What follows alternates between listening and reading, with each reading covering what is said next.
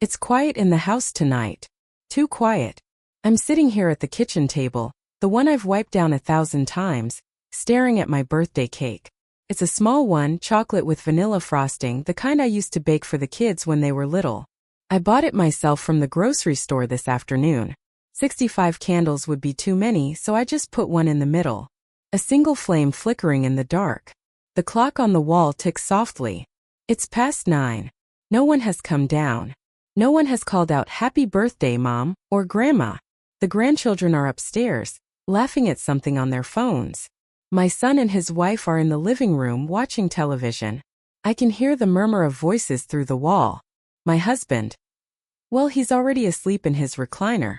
I blow out the candle gently. The smoke curls up like a question I don't want to ask. How did it come to this? How did the woman who built this home, who poured every ounce of love into it, become just the help? The one who cooks, cleans, folds the laundry, picks up the toys, makes the appointments, remembers the birthdays except her own. I sit here in the dim light, feeling the ache in my chest. Not anger, not yet. Just a deep, quiet sadness. Like I faded into the wallpaper. You know that feeling, don't you? When you're surrounded by the people you love most, yet you feel utterly alone. Invisible. My name is May. And tonight, on my 65th birthday, I'm going to tell you my story. Not to complain. Not to make anyone feel bad. But because maybe, just maybe, hearing it will help someone else see the signs sooner than I did. It didn't happen overnight. No, these things never do. They creep in slowly like fog rolling over a lake. One day you're the heart of the home. The next, you're the maid in your own house. Let me take you back. Back to when it all began. Back to when I thought love meant giving everything and that would be enough. I was 22 when I met Robert. He was 25, tall, with kind eyes and a laugh that made my heart flip. We met at a church picnic, simple times back in the 70s. He worked at the factory, steady job, good hands. I was a secretary at the local insurance office. Nothing fancy, but I was proud of it. We dated for a year. Picnics, drives in his old Ford, holding hands at the movies. He proposed under the oak tree in my parents' backyard. I said yes before he even finished the question. We got married in a small ceremony. My dress was borrowed from my cousin. His suit was new. We honeymooned at a little cabin by the lake, 3 days, all we could afford. Then came the house. This house. A modest 3-bedroom ranch on a quiet street. We saved for the down payment together. I remember the day we moved in. Boxes everywhere, laughing as we unpacked. Robert hung the curtains while I painted the kitchen yellow. Sunshine yellow, I called it. Our first son, David, came 2 years later. Oh, the joy. Those tiny fingers wrapping around mine. The sleepless nights, but they didn't matter. Robert was a good father then. Coming home tired but always picking up the baby, rocking him to sleep. Then Emily, our daughter, 3 years after that. And finally Michael, the baby, when I was 35. 3 children. A full house. A full heart. I quit my job after David was born. It made sense, daycare was expensive and I wanted to be there for every moment. Robert's job paid enough. We were careful with money. No extravagances. But we were happy. I became the keeper of everything. The meals, the doctor's visits, the school plays, the scraped knees. I baked cookies for bake sales. Sewed Halloween costumes. Planned birthdays down to the last balloon. Robert worked long hours. Overtime when it was offered. For the family, he'd say. And I'd nod, proud of him. He'd come home, eat the dinner I'd kept warm, kiss my cheek and fall into bed.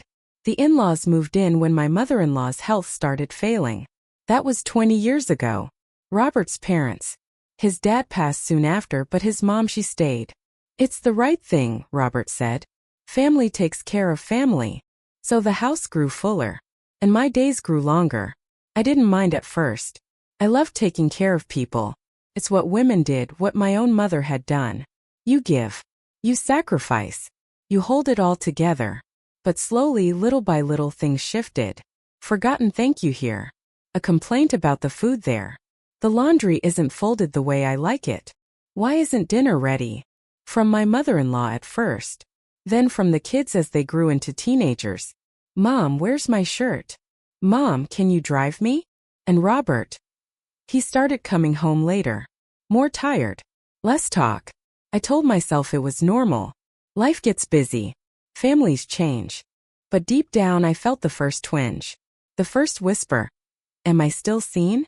Let me pause here for a moment. Breathe. Because going back, it brings it all up again. The smells of fresh-baked bread. The sound of children's laughter echoing through these halls.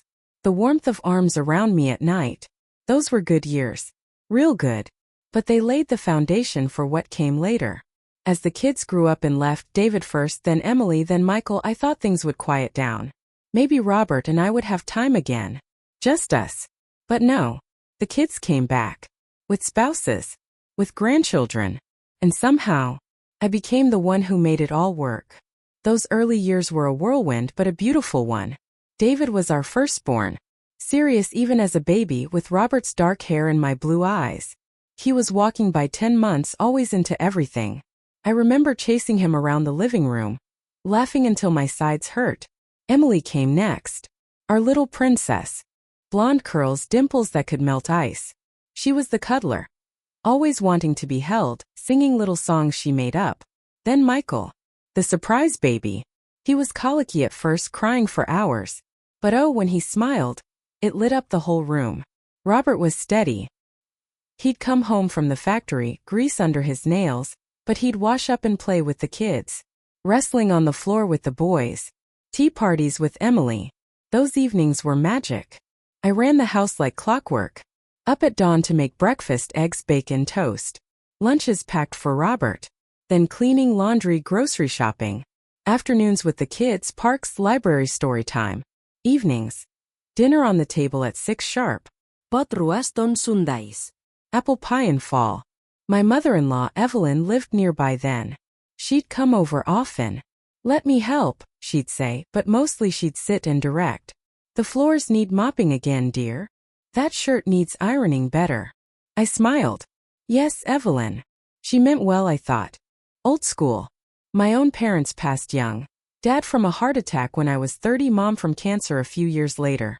So Evelyn became the elder in our life. The kids adored her. She'd spoil them with candy, tell stories of Robert as a boy. Daily life was routine but comforting. Mornings, the smell of coffee brewing. Robert kissing me goodbye. Love you, May. Kids off to school. Me waving from the door. Afternoons, baking. The oven warm, flour on my apron. Cookies cooling on racks. Evenings, homework at the kitchen table. Laughter. Stories. Bedtime, tucking them in. Reading Goodnight Moon until they knew it by heart. Weekends, church. Picnics. Family drives. Money was tight sometimes. When the factory slowed, Robert worried. I'd stretch the dollars, coupons, sales, homemade everything. But we made it. Small seeds were planted then, though I didn't see them. David at 10. Mom, why do you do all the cleaning? Dad never helps. Ide lau. That's just how it is, honey. Daddies work hard outside. Emily, teenager. Complaining about chores. Why do I have to help? You do it all anyway. Michael. Leaving toys everywhere. Expecting them picked up. Evelyn moving in after her husband died. She had her own room upstairs. Just temporary, Robert said. But temporary became permanent. She needed help, arthritis, bad knees. So I helped. Meals to her room. Laundry. Medications. It's family, Robert said when I mentioned feeling tired. I nodded. Loneliness crept in quietly. Nights when Robert fell asleep early. Me awake staring at the ceiling. Friends. I had a few from church, coffee sometimes. But mostly home. Financial stress. College for the kids. We borrowed, saved. I went back to work part-time when Michael started school. Receptionist again. But mostly to help with bills. Robert got promoted. Better money. But longer hours. The house was always full. Noise. Activity. But I started feeling like the background. The one who made it possible but not part of it. Hints of disrespect. Evelyn criticizing my cooking in front of the kids. Not like I used to make. Robert. May, the yard needs mowing. Never offering to do it. Kids.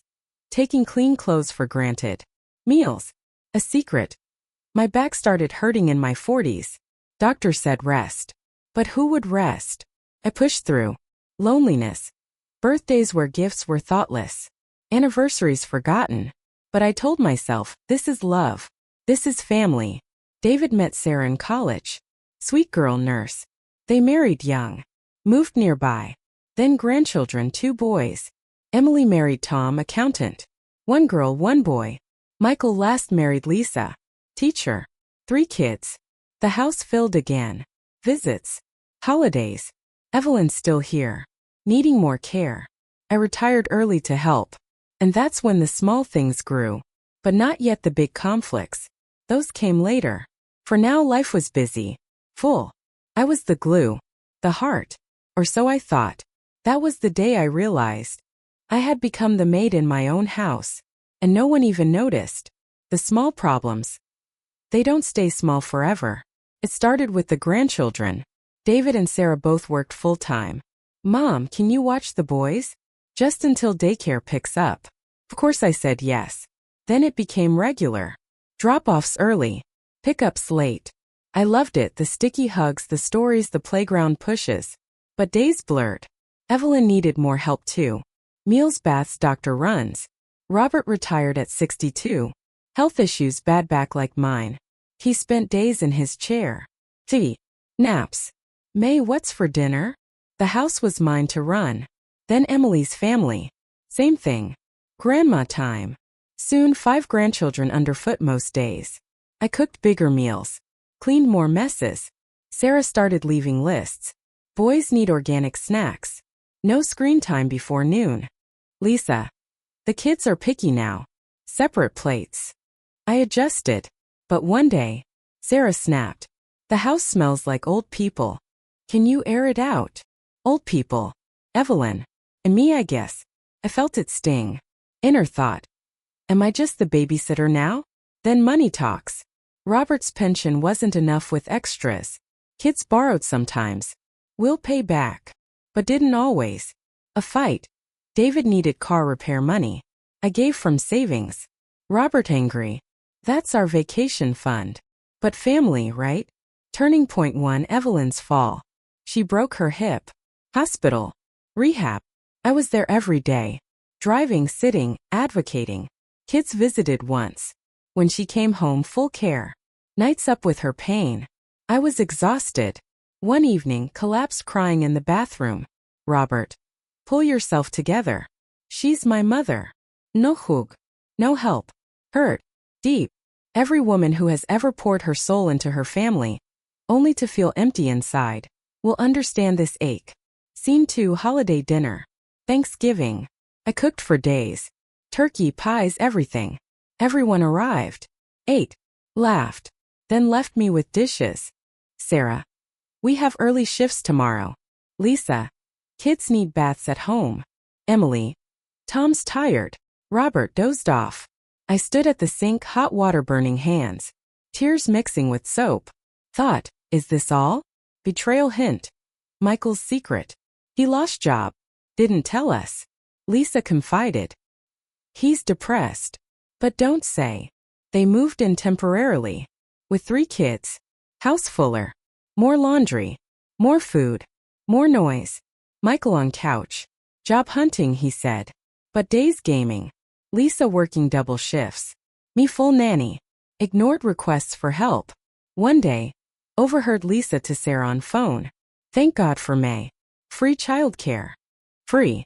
Like a service. Pain. I stood there in the kitchen, hands in soapy water, and thought. When did my life become about serving everyone else's? Key scene 3, my health scare. Back gave out completely. Doctor, surgery, or rest. I chose rest. But couldn't. Kids. Mom, we need you. Guilt. I pushed. Pain worse. One night. Collapsed in kitchen. Hospital. Herniata disc. Family visited. Worried faces. Promises. We'll help more. But after aim. Robert. You're stronger than this. Ignored. Deep loneliness. A friend from church. May, you look tired. Come to book club. I went once. Felt guilty leaving Evelyn. Stopped. Breaking point approaching, birthday last year. 64. Planned small dinner. No one remembered until evening. Oh, happy birthday. Store cake. Quick song. then back to their lives. I cried alone. Thought, I'm invisible. The silence in the house that night. It wasn't peaceful. It was the sound of being forgotten. Major turning point coming. The argument. But not yet. The storm building. My heart cracking slowly. Let me pause the story here for a moment. Just breathe with me. Because what I'm sharing, it's heavy. And maybe it's stirring things up in you too. Have you ever felt like a guest in your own home? Like the walls know you, the routines know you, but the people, they don't see you anymore? Have you ever given and given until there's nothing left, and wondered if anyone would notice if you stopped? Would you forgive your child for treating you this way? For taking your love as a given like air, something that's just there, no thanks needed? Or your husband who promised forever, but now looks past you? Have you ever stood in your kitchen late at night, washing dishes that aren't yours, feeling the weight of years on your shoulders and asked yourself, when did I stop mattering? And this one. It's hard. Do you think it's okay for a woman to put herself last always? Or is there a point where love becomes losing yourself? If any of this touches you, if you've lived even a piece of it, please in the comments below share your story. Not for pity, but for connection. For knowing we're not alone. One woman wrote to me once, I was the invisible mom too. Until I wasn't. Another, my daughter-in-law treats me like staff. It hurts every day. Your words heal. They remind us that these quiet pains are shared by so many strong women. A small lesson here: we teach people how to treat us. By what we accept. By what we give without return. And another, your worth isn't in how much you do for others. It's in you. Just you. Motherhood, womanhood. It's sacred. But it shouldn't erase us. If you're feeling this now, know it's okay to want more. To need to be seen. You're worthy of that.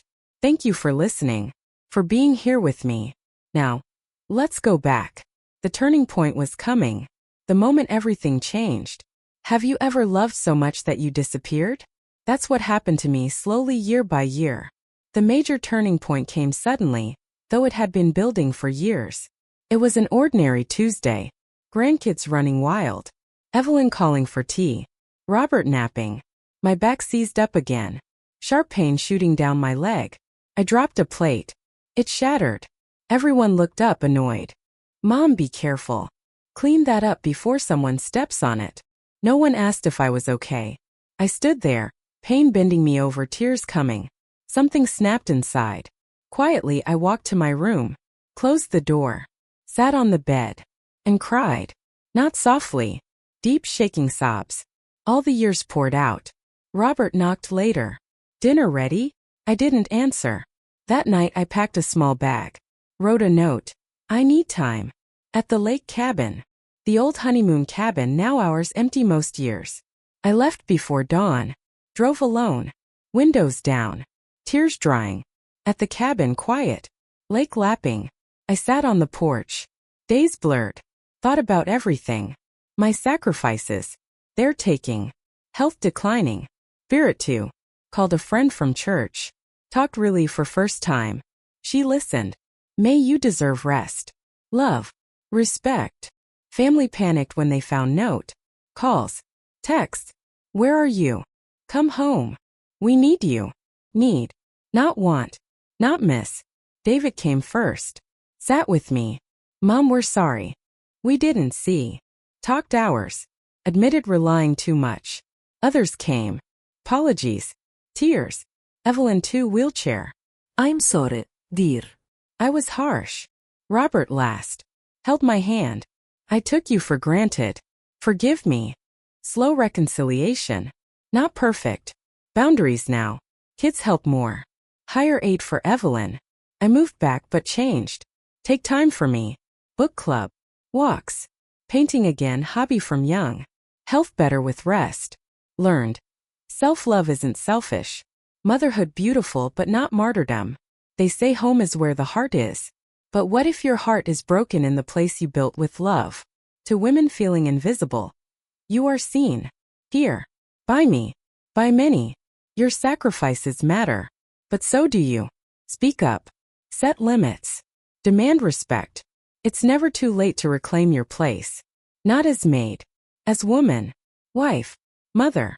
You. Hope comes in small steps. Forgiveness too. Today house livelier but balanced. Birthdays celebrated, mine too. Grandkids hug tighter. Robert holds me longer. And I breathe easier. That birthday cake untouched except by me. It tasted like loneliness. Bitter and cold. I gave everything, my youth, my dreams, my strength. And in return, I became invisible. Remember this, you are enough. Just as you are. Not for what you do, but for who you are. A woman worthy of love. Real love. That returns. Thank you for listening to my story. If it touched you, hold it close. And choose yourself sometimes. You deserve it.